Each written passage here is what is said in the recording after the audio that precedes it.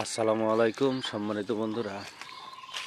সম্প্রতি আমাদের মাঠগুলোতে তামাক চাষ অত্যন্ত ভয়াবহভাবে বৃদ্ধি পেয়েছে।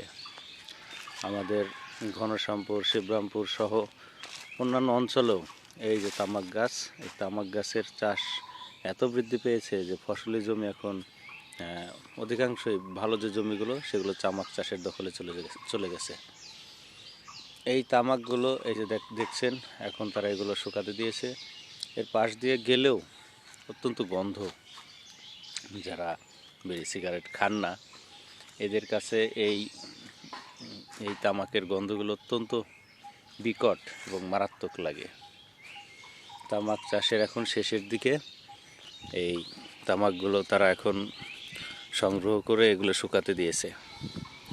শুধু এইখানে নয়, এই তামাকগুলো এখন সারা দেশেই অত্যন্ত ব্যাপকভাবে বৃদ্ধি পেয়েছে, কারণ কোম্পানি এতে অনেক টাকা বিনিয়োগ করছে। তারা মাঠে গিয়ে কৃষকদের বোঝায়, বীজ দেয়, সার দেয়। এইভাবে তারা আস্তে আস্তে এই তামাক চাষে তাদেরকে উদ্বুদ্ধ করছে। কৃষকদের সাথে কথা বলেছি, তারা মূল একটা কারণে দেখিয়েছে, সেটা হচ্ছে অন্যান্য ফসলতে যে পরিমাণ লাভ হয় এই তামাক চাষে নাকি অনেক বেশি লাভ হয়, 2 গুণ 3 গুণ বেশি লাভ। শুধুমাত্র এই চিন্তা থেকেই মানুষ এই তামাক চাষ করছে। আর এই তামাক চাষের ফলে আমাদের সারা বাংলাদেশেই অনেক ক্ষতি হয়েছে। ফসলি জমি, আবাদি জমিগুলো কমে গেছে।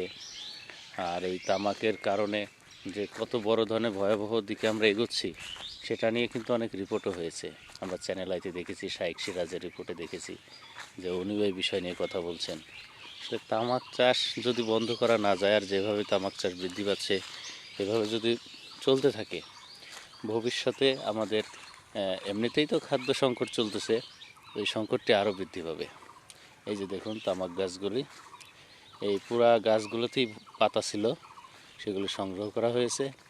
এখন এই যে এগুলো রয়েছে আর কি, এগুলো হয়তো বা সংগ্রহ করবে। অধিকাংশই সংগ্রহ করা হয়ে গেছে, সামান্য কিছু আছে এই গাছগুলিতে।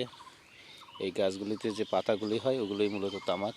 এই যে দেখছেন, এই বড় বড় পাতা, গোড়ার দিকের পাতা আরও বেশি বড় হয়।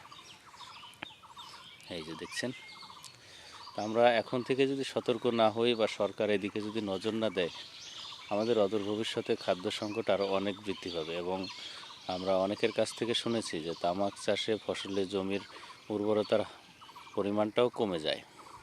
কৃষকদেরকে আসলে এটা সরাসরি বললেও তারা এটা বুঝতে চায় না, কারণ কৃষকদের নগদ যে লাভটা আসে তার কাছে আমাদের এই কথাগুলো একেবারেই অর্থহীন। আমি গতবার আমার নিজস্ব যে জমি আছে সামান্য কিছু, যেটা আমি প্রতি বছরই ভাড়া দিয়ে দিই, তাদেরকে এই শর্তটা বলে দিই যে টাকা যদি আপনি বাৎসরিক 1000 কমও দেন তাও ভালো, কিন্তু তামাক চাষ করতে দেয়া যাবে না, অর্থাৎ তামাক চাষ করতে পারবেন না। এই জায়গা থেকে আমি তাদেরকে বলে দিই। তবে অধিকাংশ লোক এটা বলে না, কারণ যারা তামাক চাষের জন্য জমি নেয় এরা জমি অন্যদের থেকে বেশি টাকা দিয়ে নেয়।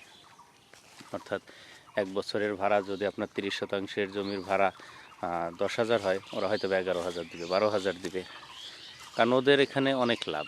এই জন্য এখানে টাকা বেশি বিনিয়োগ করতে ওদের আপত্তি নেই।